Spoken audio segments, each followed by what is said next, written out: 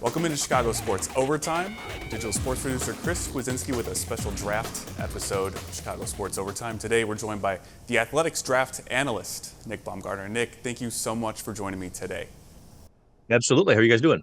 We're doing fantastic. In Chicago, draft season has been great the last, I'd say, 3 or so years. I mean, top 10 Yeah. picks. There's a lot to get excited about. Specifically this year with number 10.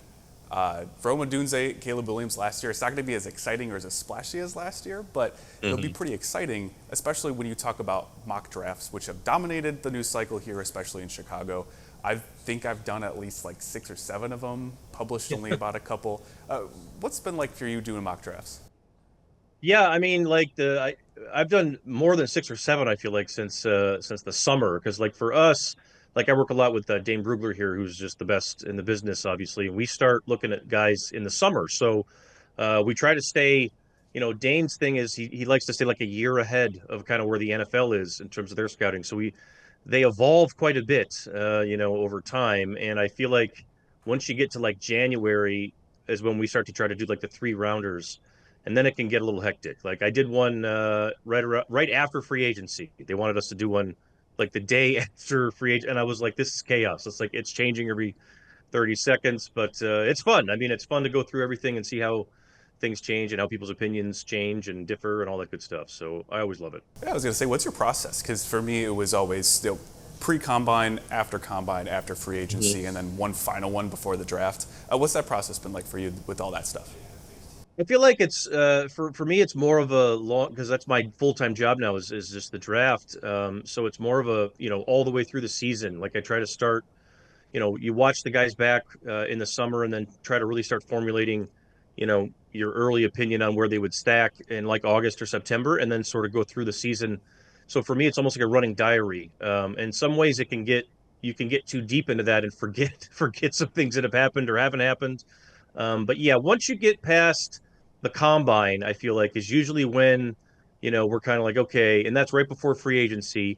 And that's kind of when you're like, you have a decent idea for the most part of how the NFL feels about, who's in the top 10 bucket, who's in the top 30 bucket, those types of things. This year was a little trickier though, because the class is so sort of all over the place. There's not a ton of consensus blue chip players in this class, but there is a lot of talent and people's opinions are sort of varied, and they still are. And I think we've expected that for a while and expect that to continue right up through draft night. I was going to say, with the varying opinions and everything, I know we talked about this before we started, there's a lot of opinions that change, obviously, through the combine. I think Armand Membu is a guy that just skyrocketed, especially after the Yep. combine. We saw a lot of that athleticism. Luther Burden, I know I told you, is a guy that I'm a big fan Yeah. of. And who are some of the guys that are standing out to you, some of your favorite prospects? Yeah, at the top of the draft, like beyond Travis Hunter, who's just like a generational, freak in all ways. One of my favorites is Mason Graham from Michigan. He's, I feel like one of the most consistent or at least high floor guys in the class. This is a terrific defensive tackle class, but I think he's pretty clearly number one. If you turn on his tape and everything else, I mean, it is just consistently awesome against pretty much everybody that they played against there at Michigan. And they had a pretty tough schedule the last 2 seasons, and he showed up every time. Like I would be willing to wager that he is probably the biggest reason why they were able to beat Ohio State and and pull that shocker off. I mean, he is unblockable in the middle when he's right and everything. And the other part about him is, he can move around a lot. You've seen him inside at nose, inside at three tech. He can go out and play edge a little bit. They let him rush on the weak side and the strong side this year at Michigan. So very versatile player who just has kind of that wrestler's build, like a heavyweight wrestler of just power all over his whole body. Great grip strength, great power, great burst, all that stuff. Smart player, and just a really good motor. So I feel like I've seen a lot of people, I've talked to a lot of people that are like, down there in the tens. Do you think that he would slide? I'm like, no, I don't. I don't think he's going to slide. Him and Abdul Carter, when Abdul Carter is right as well, like he is just a phenomenal player. His close to the season this past year through the playoffs there was just awesome. I felt like he was maybe the best player in the playoffs in terms of a individual who was just dominating people. So you hope his foot's good and everything else, but those two guys at the top there are two of my favorites for sure. Speaking of just prospects and drafts in general, I mean, when you talk about the top 10, how that's all going to shake out, obviously Travis Hunter, Abdul Carter, In the latest kind of thought process I have, I could see those guys going 2-3, depending on what New York does with the quarterback. Obviously, Shedeur Sanders is the biggest question at this point when it comes to quarterbacks. But in the latest mock you had on April 7th, you had Bears taking Shemar Stewart. Yeah. That's a hot topic right now in Chicago. A lot of guys see the athleticism. They kind of just balk a little bit at the production. They balk a little bit about the run-stopping ability and that kind of stuff. How do you view him as a prospect? I think it's got to be a deep conversation with him because all those criticisms are fair. You do want to take into account he played at A&M and they had a super deep rotation there, so he was sort of in and out with the rest of the guys. Nick Scowerton, another A&M kid, has similar issues with not super high in production, but he's got a great profile, great athleticism, great kid, all that good stuff. But with Stewart, he reminds me a lot of Trayvon Walker when he came out. He's not quite as agile, I don't think, as Trayvon was. But I mean, in terms of everything else, the burst, the explosion, the length, the ability to move around and do all these things, and you're sort of projecting with him that you bring him in, and if you can sort of keep him in a situation where you're not asking him to be on the field every single snap the whole year, and if you're okay with him maybe taking some lumps early and growing, then I think you can project out, over 2 3 years, you're going to have a really top end edge. Walker was a slow starter there at Jacksonville, but in the last 2 years, and especially last year, has been very good. It's started to come around, and I think when you look at all the things that he can put together, that's the big appeal with Stewart. Is you really want to be able to trust your defensive line coach. You want to be able to trust the people that you have around him. That you're bringing him into a good environment. That he's not going to get lost or frustrated or anything like that, because it is going to be a bit of a challenge, and that's why there's such a wide range on him as much as anybody in this draft. You see, I've heard people, he's a top 8 player, but then you also see people who are like, I don't think I'd take him before 20, because of all the differences in opinions there. But for me, I mean, I think he's a top 10 player in this class. I think he's a first round pick for sure. And one of those guys that, probably, and this is the thing about this draft, there's probably not that many, I would say maybe 12 or 13 guys in this class that are going to have the no doubt first round grade, probably across the board for everybody. And I think Stewart is one of them. You really can't ignore the athleticism. I mean, 40-inch vert at 6'5, 260, almost 270 is ridiculous. And then he ran, the sub 4, 640, everything else. When he puts everything together, it's impossible not to see, what that could be. It's just a question of, I suppose it is a question of if or when. And that'll be up to the team that picks him. I was going to say, especially in Chicago, when you mention a guy that doesn't have to be on the field every play. I mean, this is a team that Grady Jarrett in the offseason. They already had Gravon Dexter Jr. Or excuse me, Gravon Dexter Sr., but they also have Montez Sweat. They have guys on place in the defensive line. Would that help in terms of how he would fit with the Bears? I think so, and I think that this is also a class where if you wanted to double dip even and say, hey, we're going to take an edge up there at 10 and we're going to go get a defensive tackle later because it's such a good class there, or another edge even if you wanted to do that, I think that would help him. And I feel like that's kind of how it needs to be looked at, I think, for most edges coming out these days. They're not all Aiden Hutchinsons, or guys like that, or Myles Garrett's, where they can just be out there all the time and you never have to take them off the field. There's not many guys in the league that can do that. And a guy like Stewart, maybe in time, certainly could do that. I mean, he's got coverage ability, everything else. But I do like the idea of saying, hey, man, we're just going to ask you to do a couple things here. Be dominant on third down. Be good on first down when we put you in there. But we're going to rotate, and we're not going to, heap the world on top of you and ask you to be like a 15-sack guy as a rookie. We don't need you to do that. We have other people here who can sort of take some of the burden off. And that's why, again, if you took even another defensive tackle later or something like that and said, hey, we're going to rotate all you guys through and kind of keep this thing realistic. I mean, he's 21, young guy, and I think that there's got to be some patience there with him.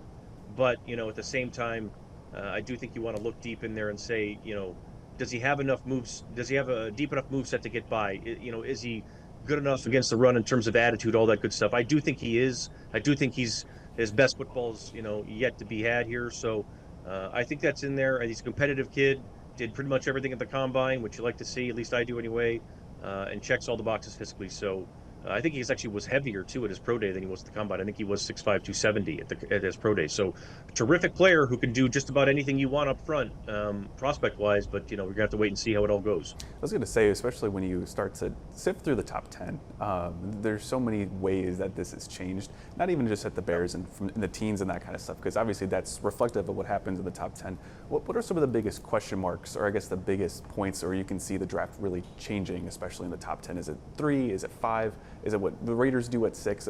What kind of spots do you raise your eyebrow or have questions on? I still feel like it's maybe 2 even and 3.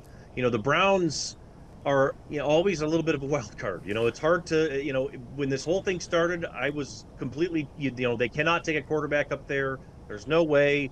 Then you go to the combine and that's all you heard is they're interested in these quarterbacks. You're like, okay, well, they're not a quarterback away, and there's not a guy, in this class that's going to be able to take a garbage team like that or a really bad roster and just put him on his shoulder and not suffer the consequences of losing confidence, all that stuff. So to me, it's still a little bit of a question there, though I do think the momentum for Travis Hunter seems to be building there, and that feels like almost a no-brainer to me. And then really for me, I guess it starts at 3, because we still don't know what the Giants want to do. I think they've done a nice job of playing it really close to the vest, trying to make sure that they've thrown out enough smoke screens about every single possible thing. They've done their homework on Shedeur Sanders extensively. That dates all the way back till they were the complete front office, I think, and coaching staff. A lot of them were at the Shrine Bowl, met with him there, met with him at the combine, pro day, separate workout, all that stuff. So could that be a thing? Yes, it could absolutely be a thing. But I also wonder, are they, trying to get that thing traded? Are they trying to make it look like they're going to do that for another team that maybe wants to go up and make a deal? I don't know. But I feel like for me, that's where the whole thing sort of begins. And then once you get past that, New Orleans would be the next stop. I suppose Ginty at 6 with the Raiders could also be one, but New Orleans would be the other one. With if Shedeur falls beyond there, then this whole thing becomes very interesting in terms of movement. Our team's going to try to move up. Like Pittsburgh, to me, feels like one of the best fits for Shedeur, but I don't think he's going to make it all the way down to 20. They'd have to probably go up and get him. So once you get past 3, I feel like a lot of bets are off, and then it becomes kind of preference time, and that's where it does become a conversation of, could a guy like Mason Graham fall? Could a guy like Will Campbell fall? Or Membo, same kind of thing. And then it just be, Tet McMillan, those type of guys. So really after 3, I think it's where it starts, and then we could see some movement possibly as well. I was going to say, is it wild to you that a guy like Mason Graham, who's seen as one of the most complete, most honestly just consistent parts of this draft, might slide into the teens? It is wild because I think that there's 2 things at play there. Number one, the class is so good at defensive tackle. I think a lot of teams might be saying, hey, we don't want to do that. We don't want to, spend, our top 12 pick or whatever it is on a guy when we think we can get a first-round caliber defensive tackle in the 2nd or 3rd round, which you totally understand that. And I think sometimes when that happens, and then you have need situations too from other teams that are in the top 10 that might not need, that, so to speak, that defensive tackle spot, that he starts to slide. And, it has been something I thought about all the way, pretty much all the way since January. It's like, what if Mason Graham goes to the bottom of the top 10, or even into the early teens?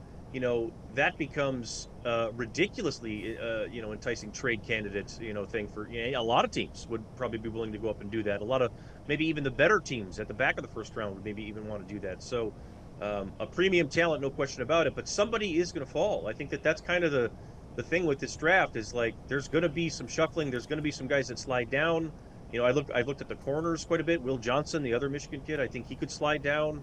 And then we'll see even with Abdul Carter with his foot. Like if the foot comes out and people are uncomfortable with that, I think he could even slide a little bit too. So it's all over the place with that sort of thing, and that's kind of the wild part of this is the quarterback tax, so to speak, really does throw a wrench in everything. Because I would even say at number 1, I know it's been almost like a foregone conclusion that Tennessee wants likes Cam Ward and they believe in him, and that's fine. But that's a risky pick too. That's a risky pick too. Cam Ward's not the number 1 player in this class, so you're going to get talent pushed down, in this one, and I think that could help a lot of teams there in the teens or even at the bottom of the top 10. I know we're not general managers, but something I was really interested in, a question I wanted to pose to you, because one of my really good friends covers the Titans, kind of posed the same question to me a long time ago.